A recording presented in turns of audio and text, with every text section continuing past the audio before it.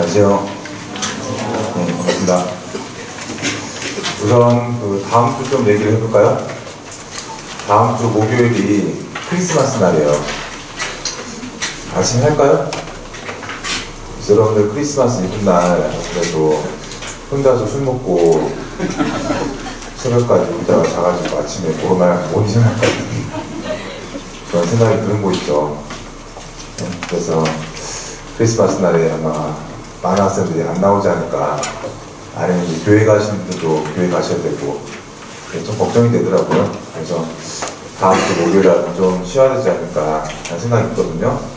사실 저도 제가 그럴 것 같아가지고 제가 크리스마스 이브 날 굶을 것 같아가지고 농담이고요. 걱정이 돼가지고 그래서 마무리할 때 제가 이제 결정을 하도록 하겠습니다. 그렇죠? 네. 자, 저희들 오늘은 무신직공기 상황으로 들어가네요. 네.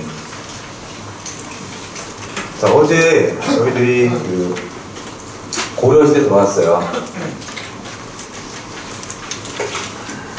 그래서 고려 초기 중기로 구분할 수 있고, 그리고 이제 무신직공기를 건너서 이제 원간섭기로 가는 건데, 고려 초기에는 고려 이제 국왕역적 중심으로 해서 정리가 됐죠. 됐고요. 고려 중기에는 이제 뭐 대표적 사건이 이자겸이 난 있고 요충의 세경천도 운동인데, 여기는 뭐 거의 출제가 안 되는 것 같아요. 그래서 건너뛰기로 했습니다. 또 지도 잘 나가니까 뛰고요. 바로 이제 무신직공기로 갈게요. 왜냐면 이 무신직공기가 시험지가 엄청나게 잘 나오죠. 그래서 역시 잘 나온 거 위주로 좀 공략을 하려고 생각을 했어요. 그래서 오늘 이제 무신직공기로 바로 들어갈게요. 자, 무신정권은 백년정권이라고 하죠. 그래서 1170년이죠. 1170년에 시작돼서 1270년까지 진행된 정권이에요. 자, 무신정권을 세 시기로 구분할 수 있죠. 형성기, 그리고 안정기, 그리고 분기가 있겠죠. 형성기 때는 집권자들이 계속 바뀌었죠. 이고, 이의방, 둘이 친구였죠. 그렇죠? 그리고 이들을 제거한 게 뭐 정중부. 정중부를 제거한 게 경대승. 경대승은 스트레스로 죽죠. 30살의 여자라고, 그리고 이의민이 집권하게 되죠. 자, 그리고 이제 안정기죠. 안정기 때는 최씨들이죠. 최씨 일가들이 권력을 세습했던 거 알겠어요? 최충원, 그리고 최후, 그리고 최항, 최의로 이어지죠. 자, 분계기 때죠. 분계기는 바로 최씨 정권이 무너지면서 시작되죠. 김준이 최씨 정권을 무너뜨리죠. 그런데 김준 역시 뭐 이민문 부자에 의해서 제거당하죠. 그리고 이 무신정권은 결국 몽골이죠. 몽골에 의해서 사라지게 되는 것이죠. 자, 이렇게 해서 무신정권이 쭉 이어졌는데 포인트를 한번 찍어볼게요. 어떻게 추진되는지. 먼저 첫 번째가 이제 무신정권기 권력기관이 있어요. 권력기구. 무신정권자들이 어떻게 권력을 유지했는가, 권력기관들을 정리해봐야겠죠. 자, 두 번째가 역시 가장 잘 나오는 거죠. 최씨 정권의 성격을 묻죠. 아니, 어떻게 최씨들이 정치를 잘했길래 세습을 했느냐. 60년 동안 권력을 유지한 거 아니겠어요? 그렇죠? 어떻게 정치했길래 다른 무신정권자들과 달리 안정적이냐. 그걸 묻죠. 바로 최씨 정권의 성격이다. 자, 그런데 이제 요즘에 문제를 분석해보면은 옛날부터 그랬지만 거의 대다수가 최씨 정권만 물어보고 있어요. 90% 이상을 볼 수 있는 것이. 알겠죠? 그래서 최씨 정권을 출제원들이 어떻게 낼까? 이렇게 돌려보고 저렇게 돌려보고 계속 그런 것 같아요. 그래서 역시 내년에도 최씨 정권 1번대로 문제가 출제가 될 것이에요. 그래서 기본적으로 이제 최충원과 최후를 비교하는 문제를 묻죠. 올해 7급 문제에서 최충원과 최후를 굉장히 까다롭게 물어봤어요. 그래서 이 부자 사이 아니겠습니까? 근데 약간 비슷한 점도 많고 교묘하게 겹치는 것도 많아요. 그래서 7급에서는 굉장히 많이 치고 들어갔다. 라고 기억해 주세요. 자, 그리고 이제 최씨 정권이 이제 최충원과 최후가 대표적 인사인데 이들이 어떻게 권력을 이렇게 오랫동안 유지했느냐. 바로 문신들을 등용했기 때문이죠. 문신들을 많이 발탁했다. 대표적인 문신이 누구랬죠? 이규보죠. 이규보라는 문신을 발탁했다. 뭐 최자라는 사람이죠. 최자. 굉장히 대표적인 사람이죠. 설리랑 사귀고 남성들한테 추앙받고 있는 인물이죠. 자, 그리고 이제 선종계통과 연결됐어요. 선종에 승리했던 누굴 밀어주죠? 진우를 밀어줬다. 진울이 청도했던 게 바로 조계종 아니겠습니까? 그래서 이 최충원, 최후, 이규보, 진울이었대요. 3일체죠.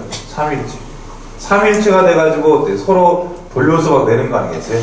사료가 이규보 나오고 정답이 뭐 최후, 진울 나오고 정답이 최충원, 이렇게 해서 계속 돌아가면서 문제를 내고 있다는 것이. 그렇죠? 과연 출제원들이 이들을 어떻게 못 알아차리게 될 것인가, 여러분들을 어떻게 헷갈리게 될 것인가, 그게 핵심이 되는 것이에요. 무신정권기 때는. 알죠? 뭐 이면, 이뮤무, 김준, 뭐 이고, 이방 이런 따위들 어때요? 나와도 오답입니다. 알죠? 그 사람들은 어때요? 역사도 의미 없기 때문에. 항상 출제원들은 의미가 있는 것들을 정답으로 내는데 과연 여러분들 어떻게 모르게 할까? 그러니까 초점이 되는 것이. 그렇죠? 자, 그리고 무신정권기 때 반란이 많이 터지죠? 반란이 많이 터졌다. 그래서 세 계통의 반란이 있어요. 바로 반무신란, 그리고 신분해방운동,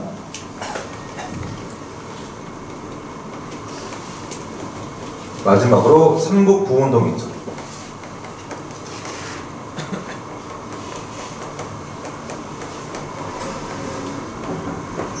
역시 핵심이 되는 것은 이 신분해방 운동이 되겠어요. 자, 무신정권자들이 대개는 신분이 비천했던 거죠. 그렇죠? 그리고 하극상의 시대였어요. 그래서 반란이 심했고요. 자, 그동안 뭐 무시되었던 뭐 천민이나 아니면은 특수행정구역 지역 주민들이 여기 반발해서 신분해방 운동을 했던 거죠. 뭐 가장 대표적인 게 뭐 만적 아니겠습니까? 만적이나. 그리고 공주 명학소가 되겠죠.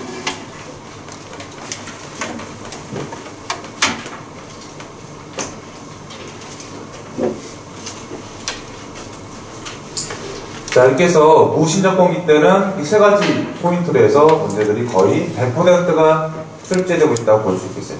그렇죠? 그리고 이제 출제 빈도는 계속 말했다시피 전체적으로 상이죠. 잘 나오죠. 잘 나오고요. 난도들은 뭐 9급에서는 거의 어렵지 않은 것 같은데 9급에서 어렵게 되려면은 사료였던 것 같아요. 사료들을 좀 던져줬는데 사실은 이제 사료가 나올 만한 게 다 나왔다는 거예요. 그렇죠? 근데 그 전에 이제 문제들은 처음 봤던 사료가 나오면 여러분 헷갈리겠죠. 그렇죠? 근데 사료가 이제 좀 어려웠을 것 같은데 나올 게 다 나왔다. 그래서 이제 이게 이제 쉽게 된 거죠. 그리고 이제 지문 같은 거. 지문을 어렵게 내려면은 9급에서는 어렵게 될 수 없을 것 같아. 9급에서는. 7급에서는 좀 뭐 이규보나 아니면 진울의 활동, 최충원, 최유 활동들을 아주 디테일하게 치고 들어갈 거예요. 그러면 이게 헷갈릴 수도 있을 것이에요. 7급에서는 좀 지문이 어려울 가능성이 있다라고 보여주고 있어요. 알죠? 특히 이제 최충원과 최유가 한 일이 되게 많고 이 진울도 이규보도 한 일이 되게 많단 말이에요. 이분들이. 그래서 이거를 아주 정밀하게 치고 들어간다면은 어렵지 않을까라고 판단이 들고 있어요. 그렇죠? 근데 물론 9급 학생들도 대비를 하셔야 돼요. 워낙에 잘 나간 주제이기 때문에. 알죠? 그래서 내년에도 100% 출제된다고 볼 수 있는 것이. 그렇죠? 자, 이렇게 해서 무신정권기 때 포인트 3가지를 정리해봤고요.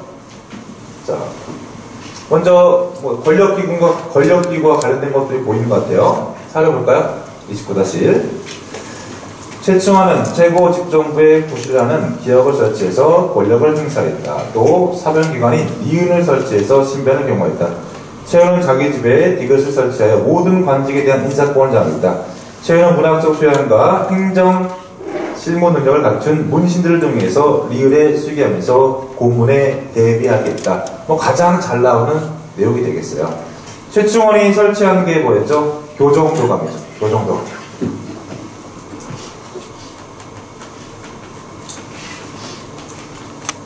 최충원이 자신의 암살 음모죠. 암살 음모를 조사하기 위해서 만든 기구였는데, 이게 이제 뭐 성사되면서 최씨 정권의 최고 권력기관이 되는 것이죠.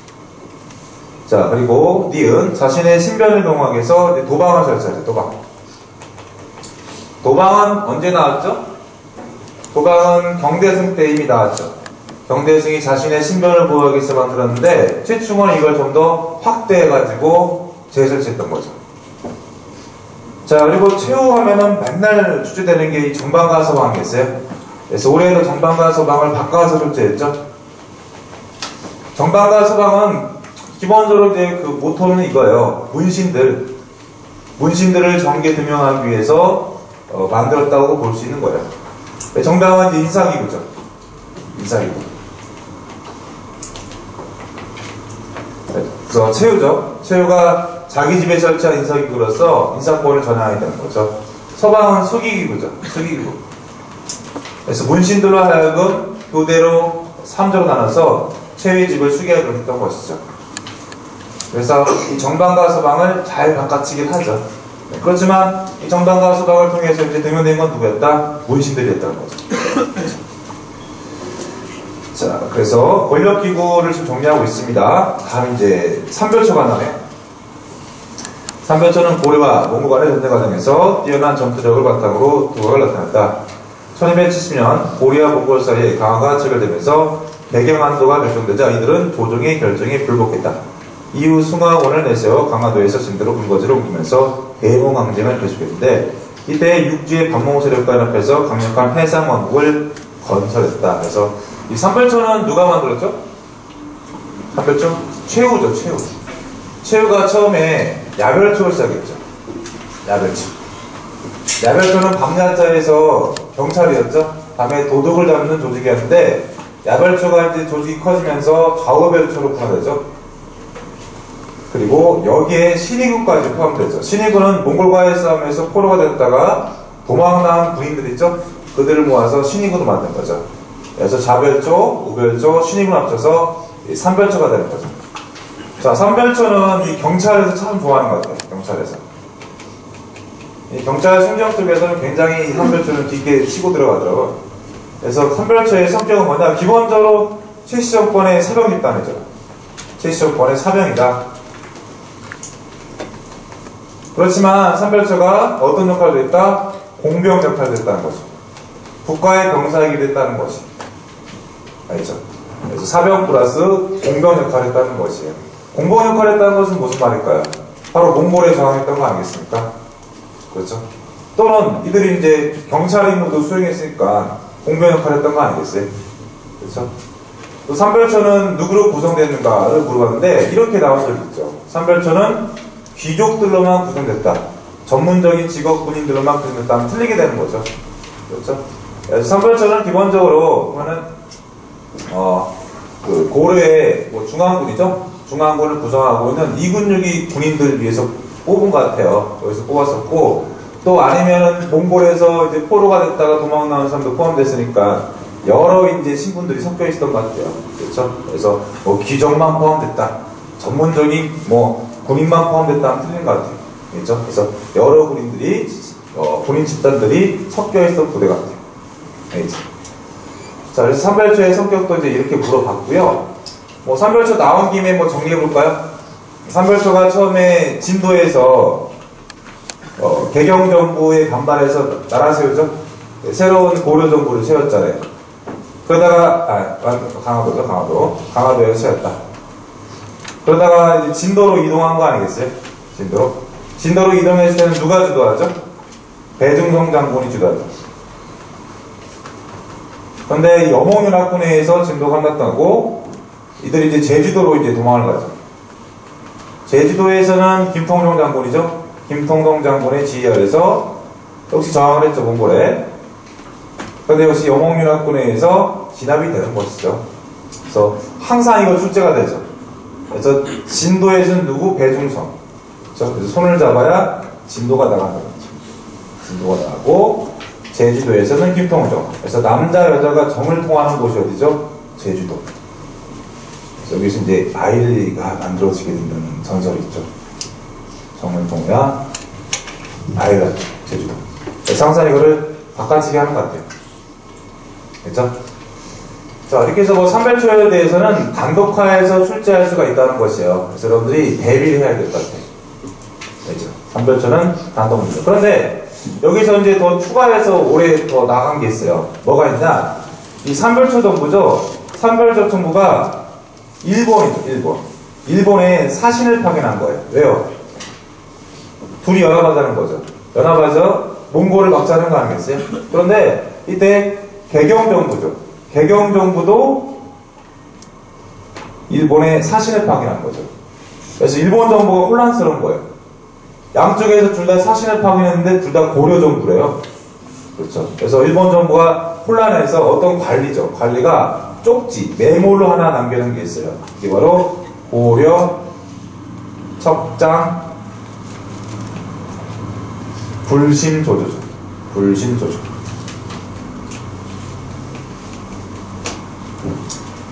고려 왕조에서 사신을 둘을 보냈는데 한쪽에서는 몽골을 디스하죠. 몽골이 완전 쓰레기다, 짐승이다. 한쪽에서는 몽골을 찬양하죠. 몽골을 따라야 된다. 몽골이 문명국이다. 그래서 일본 사신이 놀라운 거예요. 도대체 어느 정부가 진짜 정부지 하고 메모를 남겨둔 거죠. 이게 바로 고려 첩장 불신조조고 한쪽 정부가 바로 이제 이 산별초 정부였던 것이죠. 그렇죠? 이걸 던져주고 이제 당시 시대사항을 물어본 것이에요. 알겠죠? 그렇죠? 근데 이 고려초장 불신조조가 저 옛날에 임용고시 할 때 나왔던 거예요, 이게. 알죠? 임용고시 때 사료로 나왔거든요. 근데 뭐 저희 쪽 문제에서는 굉장히 쉽게 냈더라고요, 문제를. 알겠죠? 그래서 여기까지도 출제가 됐다는 거죠. 결국 출제위원들은 항상 내는 것을 어떻게 내야 될까 했죠? 거기에 대한 생각이 빠져 있는 거예요. 알겠죠? 그렇죠? 네. 자, 가볼까요? 산별초를 다 정리했네요. 그래서 진도식이 항쟁의 줄은 누구였다? 배중손. 손을 잡아야 진도가 나가죠. 그렇죠? 자, 다음 20과 다시. 자, 적신 이으면 성품이 살았고 잔인하여 윗사람을 엄청내리고 아랫사람을 동멸했고 임금자를 꾀하여 화해 불길이 커져 백성이 살 수 없으므로 신 등이 일거에 소탕하였습니다. 원컨대 폐하께서는 새로운 정치를 도모하시어 태조의 바른 법을 쫓아 행하여 중흥하소서. 근데 저는 적신 이음이 나오자마자 누군 줄 알았어요. 누구죠? 최충원이죠. 최충원. 그렇죠. 여기 최충원 전에 있던 사람이 이음인 아니겠습니까? 그렇죠. 그래서 최충원이 이음인을 제거하고 권력을 잡은 거죠. 그렇죠. 그래서 최충원이 당연히 이음인을 디스해야겠죠. 이음인 뭐라고요? 쓰레기라고 디스해야겠죠. 그래서 이음인을 역적으로 몰고 있는 거 아니겠어요? 그렇죠. 나중에 이거는 반란대에 나올 건데 이민 정권식이 저기 경상도 일대에서 반란이 터졌어요. 이 반란 뭡니까? 운문 초전에 나뉘죠? 이민 정권 시기 운문 초전에서 반란이 터졌다. 그래서 이 반란이 김삼이죠. 김삼이 효심에 나뉘죠. 자, 근데 당시 집권자였던 이유민이 이들 토벌을 시도하는데 계속 토벌이 안 되는 거예요. 당시 토벌 대장이 이유민의 아들이었는데 이런 소문이 퍼지죠. 이유민 아들과 이 반란 세력이 내통하고 있다. 이렇게. 그래서 이유민이 어때요? 이 반란 세력들을 이용해서 고려 왕조를 뒤집으려고 한다. 이유민이 18자 위양서를 듣고 있다. 18자 위양서라면 떠오르는 게 누구예요? 이자겸이죠. 이자겸. 그래서 고려시대에는 18자 위양설이 굉장히 크게 유행하고 있는데 그 이유는 뭐냐? 도선비기 때문이에요. 여러분, 도선비기가 뭐예요? 왕건의 스승이었던 도선국사가 쓴 예언서 아니겠어요? 그렇죠? 이 도선비기에 보면은 왕건이 송악을 중심으로 해서 새로운 왕조를 세운다고 써 있어요. 그렇죠? 그래서 고려 왕조의 탄생을 예언하고 있는데 그 다음에 또 다음이 있어요. 다음 왕조는 이씨가 왕이 된다고 써 있는 거예요. 알죠? 근데 놀랄도록 맞죠? 이성계가 왕이 되잖아. 그리고 수도가 한양이 된다고 써있단 말이에요. 알죠? 그래서 이게 이제 사람들 사이에 이제 알려져 있던 거죠. 그래서 이씨들이 맨날 어때? 설레발 치는 거야. 내가 왕이라고. 그렇죠? 그래서 이자민도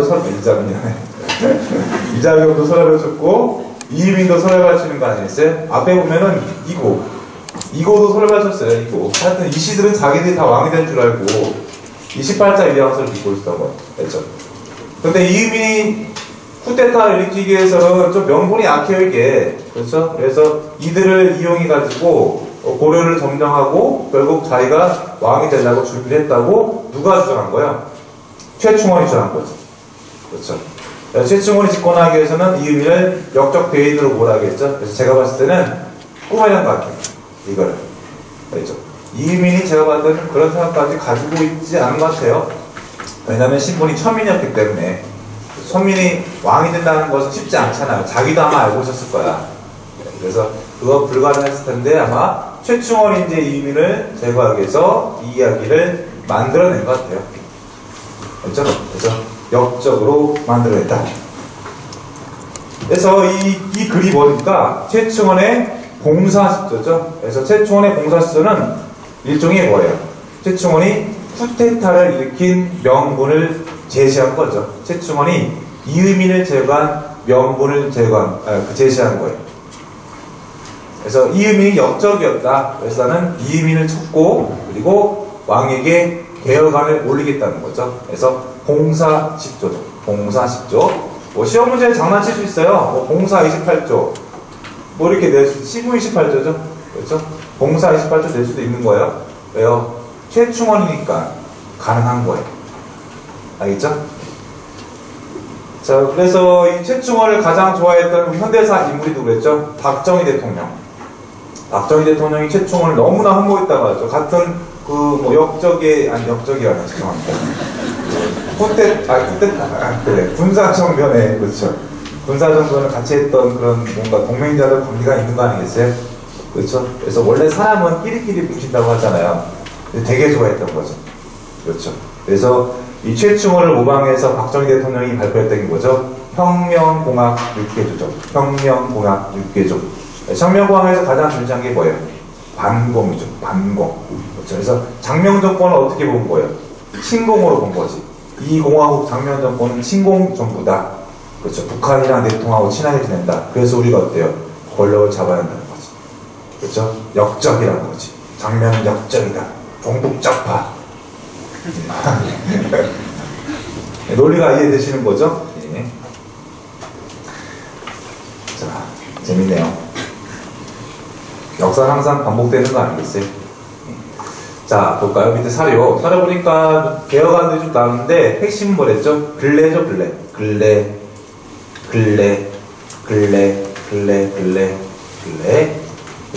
근래를 뭐 요사이라고도 한 적이 있어요. 요사이.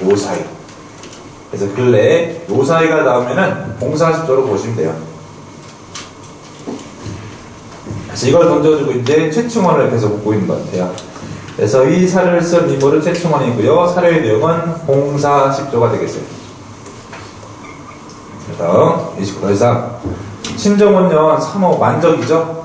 만적이 국산에서 나무하다가 공산어비들을 불러 국가에서 정정부의 반란, 김보당의 분란이 있는 이래로 고관이 천민과 노비에서 많이 났다.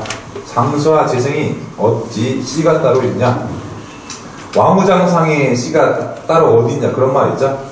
때가 오면 누구나 다 할 수 있다. 우리가 왜 근육과 뼈를 기록게 하여 채찍 밑에서 고통을 겪어하는가? 라고 보있다. 여러 노비가 모두 그렇다고 했다 해서 만적이 최충원의 사료였던 거죠. 그래서 지금 우리 사료 29-3은 최충원 때를 보고 있는 거예요. 최충원. 최충원을 물어보기 위해서 나올 수 있는 사료를 보고 있다는 거예요. B. 지금의 신도들을 보면 아침 저녁을 행하는 이들이 비록 부처의 법에 의지했다거나 자신을 내세우고 이익을 구하는 데만 사소하고 용결하며 세속의 일을 골몰한다. 도덕을 닦지 않고 옥과 법만 허비하니 비록 출가했다거나 무슨 덕이 있겠는가. 하루는 같이 공부하는 사람 10여인과 함께 끝났네요. 이 10여인이 나오면 누구랬죠? 진울이죠. 진울이 만든 수원사결사죠. 수원사결사의 권수정의 결사함이 되죠.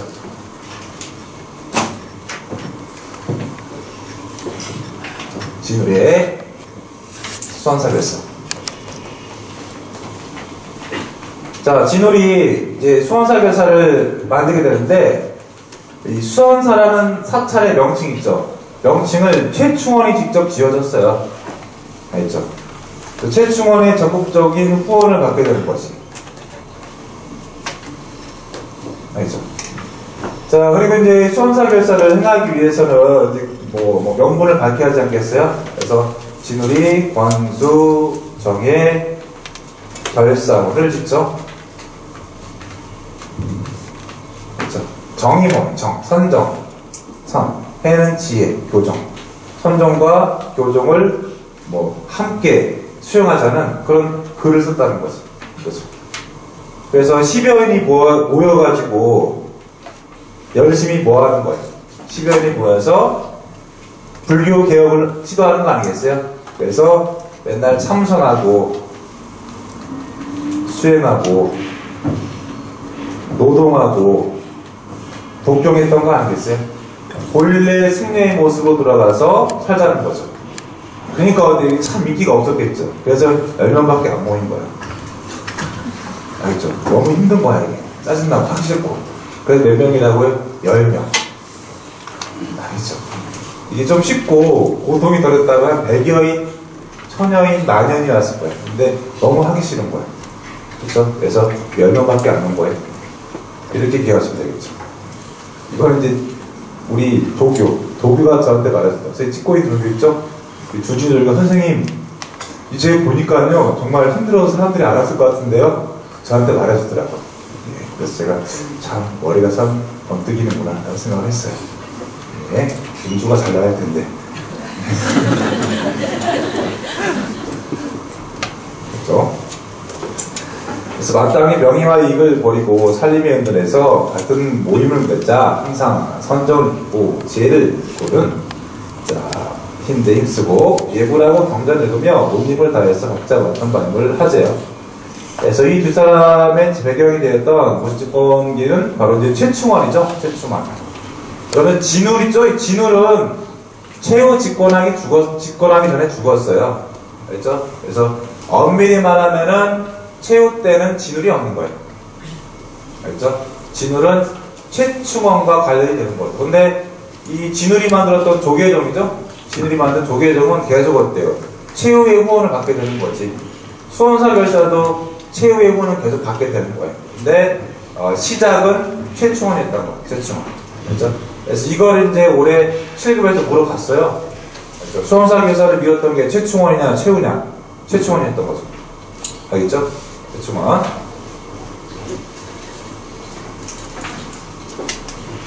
자, 그리고 이제 A와 B에 들어갈 사료의 출처의 작성자는 A는 만적, 그리고 B는 진울이었다. 그렇죠? 그리고 진울의 권수, 정의, 결사하면 되죠. 권수, 정의, 결사만. 예. 자, 이제 여러분들 최충원 중심으로 해서 이제 정리를 해봤어요. 해봤고 그 다음에 이제 2규보로 가는 거예요. 2규보.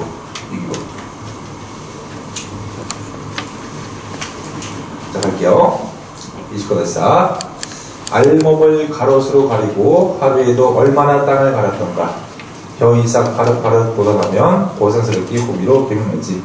흉년 들어 천종국식을 거둔다해도 한갑 반천컵밖에 되지 않는다고. 어쩌지 못하고 모조리 빼앗겨 하나도 차지하지 못한다고. 어쩔 수 없이 풀뿌리 캐내다가 굶주림에 지쳐 쓰러진다고. 포인트가 보이나요? 이게 어느 시대의 건지 알 수 있나요 혹시? 없죠? 그래서 어디 뭐 포인트를 잡을 게 없어요 이게 진짜. 하나도 없죠. 그래서 원래는 여기다가 출처가 나와야 돼요. 출처가. 이 출처가 뭐냐? 이규보. 그래서 이규보가 호가 백운이었죠. 백운 소설에 들어가요. 백운 소설.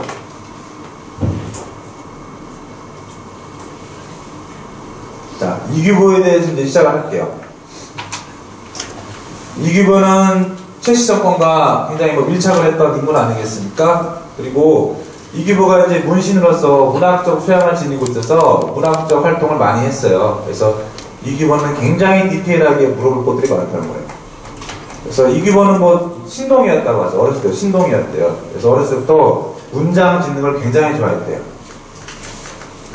그러다 보니까 과거 시험에는 좀 늦게 패스를 했다고 하더라고요. 글을 지는 거 좋아하니까 과거 시험에 늦게 패스했대요. 그래서 최충원 조건 시기에 합격은 했어요. 근데 이 최충원 조건 시기 관리가 되는데 미감 말직, 그렇죠? 미감 말직을 전전해서 이때는 최충원은 이규보를 밀어주진 않았어요. 그렇죠? 그래서 이규보가 이제 일종의 뭐랄까 은둔을 해요. 은둔을 하죠. 열받아가지고 자기 능력 좋은데 안 써주니까 은둔하는 거예요. 그래서 이 운동기 때 문학 작품들을 많이 남겨요. 이게 바로 이제 백운소설. 백운소설은 이제 문학으로 치면 이거 폐가문학 아니겠어요? 폐가문학. 폐가문학이란 게 뭐죠? 길거리에 떠도는 이야기들을 모아가지고 쓴 문학 작품이죠. 지금으로 치면 뭐죠? 찌라시. 찌라시가 이제 길거리에 떠도는 소문들 갖다가 모아서 쓴 거 아니겠어요? 폐가문학. 그래서 이규보가 은둔할 때 막 여기저기 막 이야기 들었겠지. 이것 듣고 이제 어때요? 문학 작품을 쓴 거죠. 백성들이 어때요? 너무 힘들대. 그렇죠. 백성들이 너무 힘들다는 거죠. 세금 많이 뜯어가고 희망이 없다는 것이죠. 또는 뭐 백운거사죠. 이런 걸 쓴 거죠.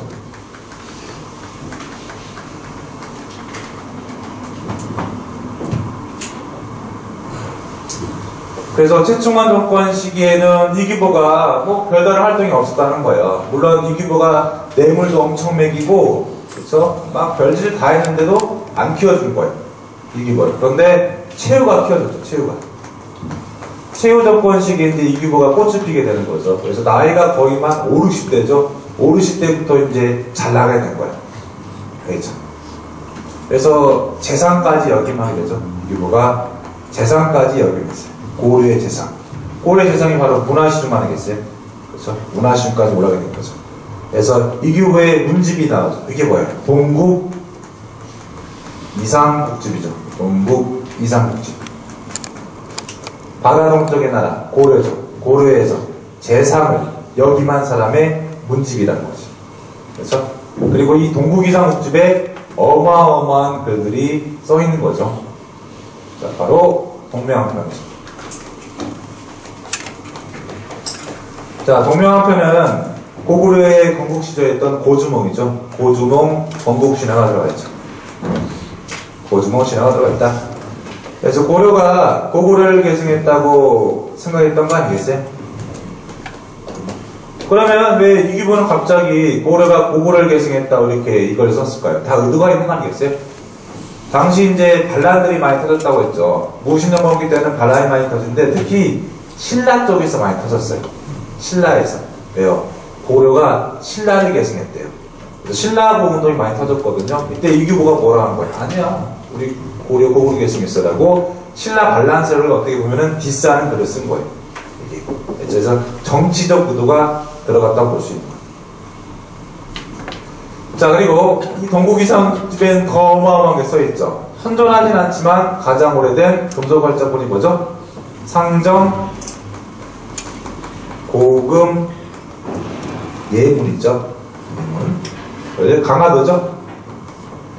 강화도에서 금속활자로 찍었다는 기록을 남겨둔 거죠. 기록을 남겨뒀다. 그래서 선전하진 않죠. 선전하진 않지만 최고죠. 가장 오래된 금속활자본이 상정고금 예문이 된 것이죠.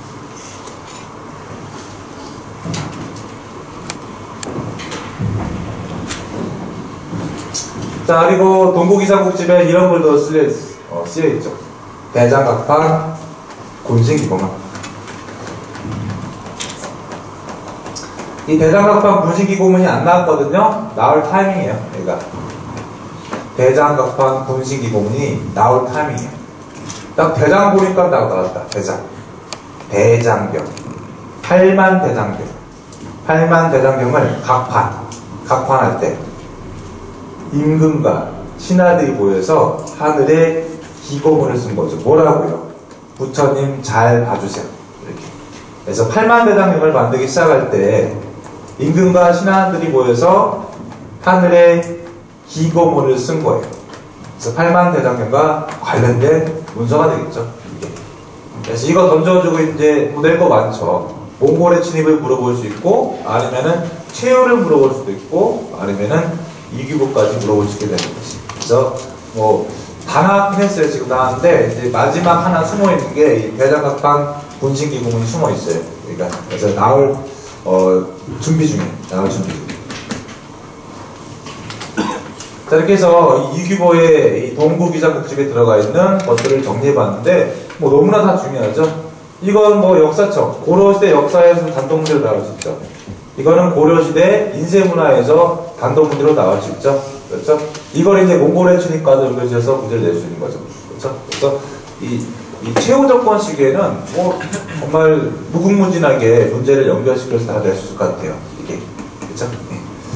그 중심에 이제 이규보가 있는 거죠. 두 번째 자료. 자, 인종 때 고금에 서로 다른 예물을 모아 참작하고 절충하여서 상정예문이라는 책을 편찬했다. 그래서 고려 인종 때죠. 인종 때 원래 이름은 뭐 상정예문이라고 해요. 이게 앞에다가 고금 붙여도 되고 고금 안 붙여도 돼요. 일종의 예절서를 만든 거죠. 세월이 지나면서 표지가 없어지고 본문도 훼손되고 상고하기 어렵다. 나의 부친이 이를 보완해서 최충원이죠. 최충원이 이를 보완해서 두 부를 만들어 한 부는 예관에 보관시키고 한 부는 집에 감수했다. 급히 전도하면서 예관은 그것을 가져오지 못했으나 내가 집에 보관하던 한 부를 가져왔으니 이제 주자를 사용해서, 주자가 바로 금소발자가 되겠죠. 그래서 금소발자로 상정고금뇌물을 새롭게 찍었다고 기록을 한 거죠. 어디에다가? 동국이장국집에다가. 그렇죠? 자, 개중년에 구상국사를 얻어 동명한 봉기를 보니 그 신이한 사적이 세상에서 이야기되고 있음부터 더 자세했다. 그러나 역시 처음에는 그를 믿지 못하였으니 귀한스럽다고 생각하기 때문이다. 여러 번 음미하면서 탐독하여 찾아로 그 근원을 찾아가니 이는 환이 아니고 상이며 귀가 아니고 신이었다. 하물며 부사는 직비라는 책이니 어찌 그 사실을 망전하겠는가. 그래서 보니까 포인트는 어디에 보이고 있어요? 동명한 봉기 아니겠어요? 동명왕이 누구죠? 동명성왕. 고구려의 시조 아니겠습니까? 고주몽이죠, 고주몽. 그렇죠? 고주몽의 그 주몽신화를 보니까 어때요? 이게 말이 안 된다는 거죠. 처음 읽어봤더니. 사람이 아래에서 태어나고 이런 거 있죠. 고주몽이 도망갈 때 막 물고기들, 뭐 자라들이 도와주고. 이게 말이 안 되는데 자꾸 읽어보니까 어때요?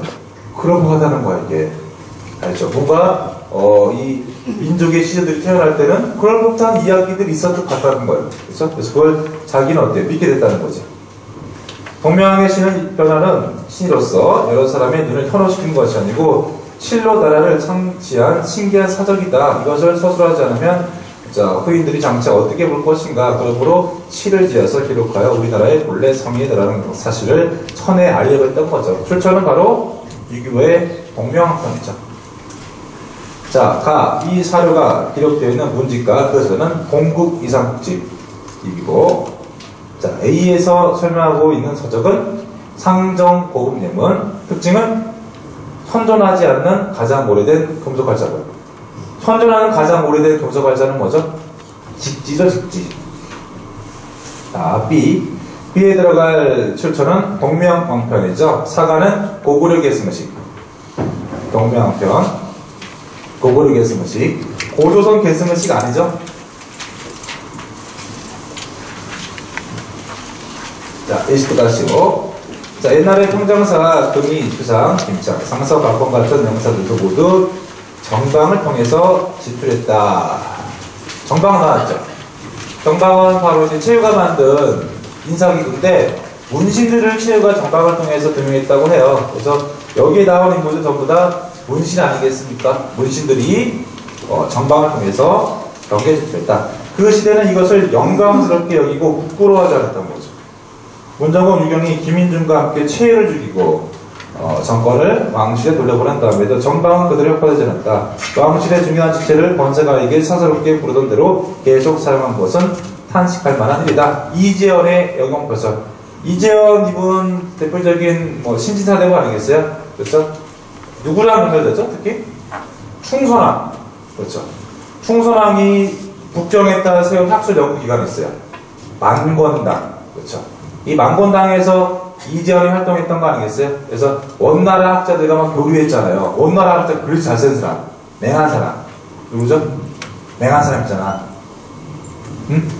맹한 사람. 너? 재규? 그래, 알겠다. 재규. 아, 미안해요. 누구죠? 맹한 사람? 조맹구. 그렇죠. 여러분, 조맹구가 교류했었잖아요. 그래서 조맹구체, 송솔체가 들어오게 되는 거 아니겠어요? 그렇죠? 그래서 이재현이 이제 뭐라고 하고 있는 거였어요? 아, 문신들이, 이때부터 등용됐구나. 근데 그때는 정박을 통해서 등용된 게 부끄럽지 않았다는 것이죠. 그렇죠? 그 말하고 있어요. 이때 겨울 죽음을 보면은 문사들이 깊은 산으로 은둔해서 의관을 벗고 가사를 입은 채 여세를 바쳤대요. 신준오센 등이 불가방입니다. 그 후 국가가 차차 문치를 배가서 비로 학문의 뜻을 둔 인사가 있어도 배울 것이 없어 모두 고리를 조작 공부했다고 하는 거죠. 그러니까 무신집권기 때 뭐 문신들이 쫓겨났다는 거 아니겠어요? 그런데 차차 문신들을 뭐 등용했다 그 말하고 있어요. 이때 이인노, 오세제, 김춘, 조통, 황광, 황순, 이담진 등이 스스로 한때의 중거리라 하여 맺어 벗이 되어 7년이라 읽었고 매양고에서 술 마시고 시를 지어서 곁에 사람이 없는 것과 같다. 오세제가 사망하자 이담지가 이규보다 한다. 그냥 이규보 보자마자 언제입니까? 제시정권기가 되겠죠? 그럼 위에 있는 인물들 전부 다 문신들이 되겠죠? 이르기를 자네가 빈자리 메우시겠는가니 시련이 어디 조등이 간직기에 그 결론을 메운가 라고 했다.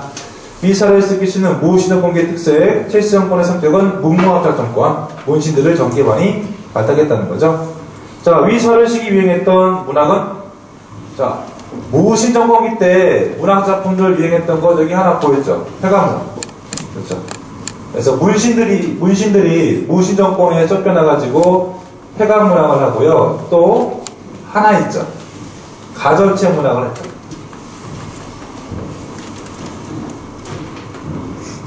그래서 시험제를 또 어떻게 낼 수 있어요? 이런 문학 작품들을 던져주고 최시정권을 갈 수도 있다는 거예요. 그렇죠? 근데 하나 문학 작품이 나온다면은 출처가 나올 거예요. 뭐 이규보가 썼다, 아니면 뭐 인춘이 썼다, 이인노가 썼다 이런 출처들이 있을 것이에요. 그런 것들을 보고 이제 문제를 풀어야겠지. 그렇죠? 그래서 폐가문학이라는 것은 길거리에 떠도는 신화 전설을 문학의 수로 잡고 가전체 문학은 뭐예요? 사람을 의인화시킨 거 아니겠어요? 뭐 술이나, 그렇죠. 아니면 뭐 지팡이, 대나무 등에 의인화시켜서 문화작품을 쓴 것이죠. 그렇죠? 그래서 이런 것들 던져주고 최시정권을 물어볼 수도 있다. 되겠죠?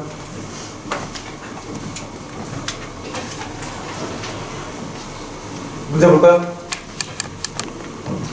다음 글을 쓴 인물에 대한 설명으로 오는 것은 보니까 동명왕의 일은 끝났죠. 이거 고주몽 신화를 다루고 있는 동명왕 편이죠. 1번 현존하는 우리나라 최고의 역사서를 편찬했던 것은 김부식이죠. 상무사기. 2번 고금의 예물을 모은 상정 고금 예물을 편찬한 것은 인종대 최윤의예요. 인종대 최윤의가 상정 고금 예물을 편찬했죠. 근데 이거를 금속팔자로 찍었다고 기록한 게 이규보가 되는 거죠. 그렇죠? 답은 3번이죠. 그의 시와 글을 모은 동국기상부집이 남아있다. 우리 역사를 중국사와 대등하게 파악한 제하원기는 이승이죠.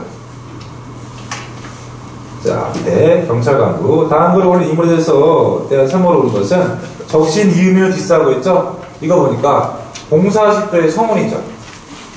그럼 최충은 뭐는 거죠? 수도를 강화도로 옮겨 대모항정 추진했다. 최우죠. 이건 마별처, 삼별처 조직했다. 최우. 정방 설치했다. 모든 관직이 인사관장했다. 최우. 고정도감 설치했다. 최충원이죠. 이 문제는 사료를 몰라도 풀 수 있겠죠. 1, 2, 3이 최우니까 4번이 답이 되겠죠. 최충원이 답이 되겠죠. 그리고 3번 이제 수능 모의평가 문제인데 똑같은 사료가 나왔죠. 그래서 이의민을 디스하면서 공사십자를 쓴 거고요. 답은 1번이죠. 고정도감. 최충원은 되게 고정도감이 답이 됐던 게 거의 80이었어요. 그렇죠? 최충원 문제는 80% 이상의 답이 고정도감이었어요. 자, 밑에 볼까요? 다음 상소문이 제기된 시기 사건을 가장 근접한 것은, 자, 보니까 근래 보이죠? 근래.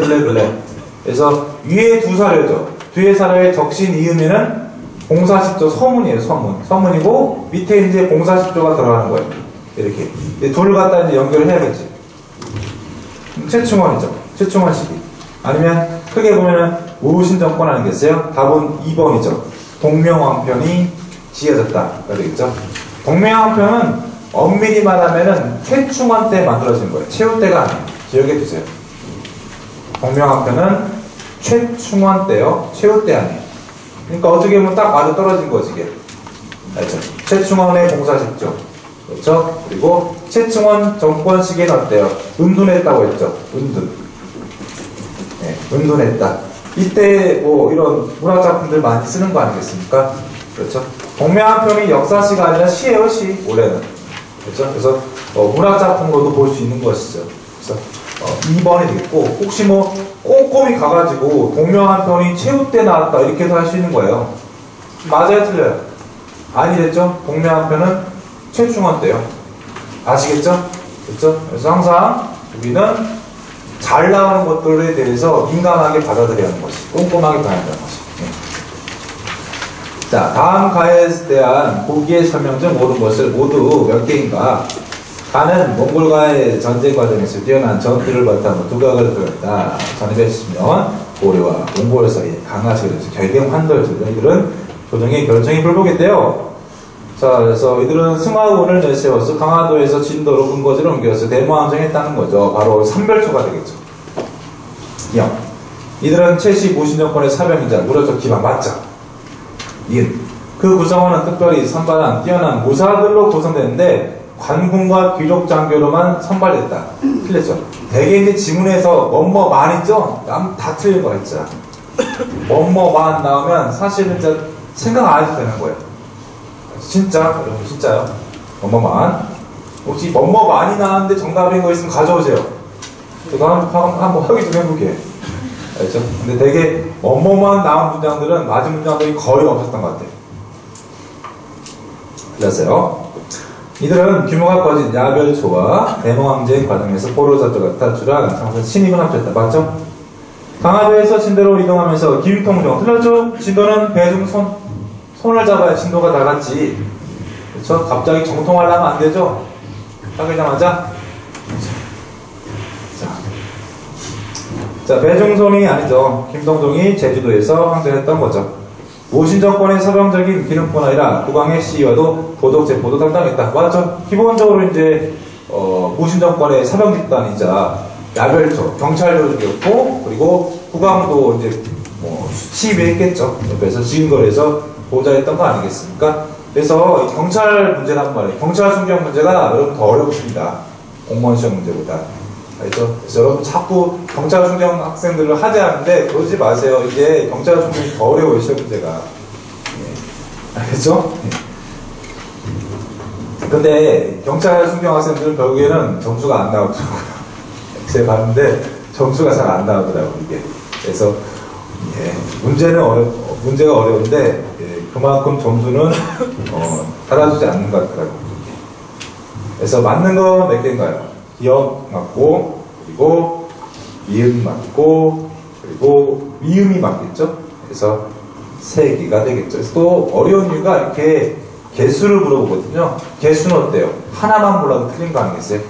그렇죠? 그래서 이렇게 문제 내는 측면도 더 어려운 것 같아요. 근데 우리 공무원 쪽에서는 이렇게까지는 안 내죠. 그렇죠? 네. 그래서 답은 3번이었고요. 이제 무신정권의 이제 신분해방 운동인데, 그만할까요? 네, 너무 많이 한 것 같아요. 네. 그래서 이 내용들은 제가 다음 주에 앞에다 붙여가지고 설명할게요. 그렇죠? 다음 주에 어떻게 할까요, 말까요? 하자. 손들어주세요. 하자. 아니, 하지 말자. 다음 주에 하지 말자. 네. 2분. 그럼 하자는 얘기죠. 네. 다음 주에 그러면 크리스마스 날 뵙겠습니다. 네. 수고하셨습니다. 감사합니다. 네.